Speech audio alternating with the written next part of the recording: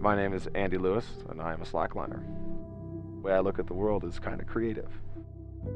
Slacklining basically is tying a piece of webbing between 2 points and walking across. I use landscapes where people wouldn't see something original and something beautiful. What you're looking for is, it's hard to describe.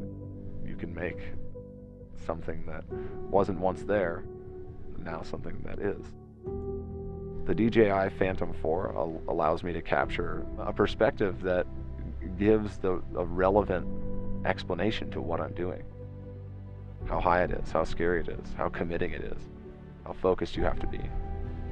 You can write a story and you can tell people how scary it was and how much effort it took, but unless you can really get a visual that people can connect with, it's really hard to describe.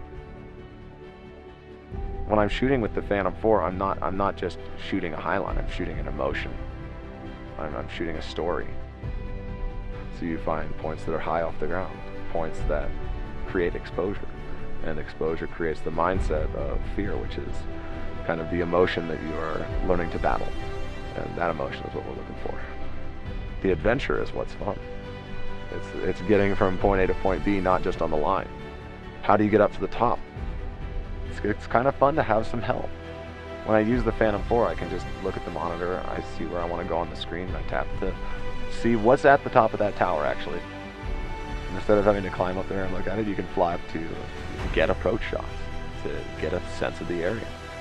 Another really cool feature is the obstacle avoidance feature, and it helps me not run my drone into different things like rocks or walls or towers, and then it looks like it's going to fly into it, it actually will stop before it damages itself or damages somebody else, which I find is actually kind of brilliant.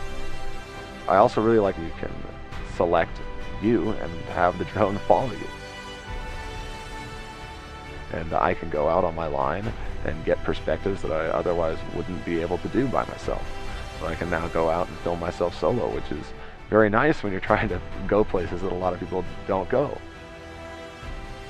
You go out into the wilderness and you're looking for something that takes your breath away, I guess. Something that is awe-inspiring. Sometimes you do have to think very hard on how to do things, but sometimes it's just one step at a time. One foot in front of the other.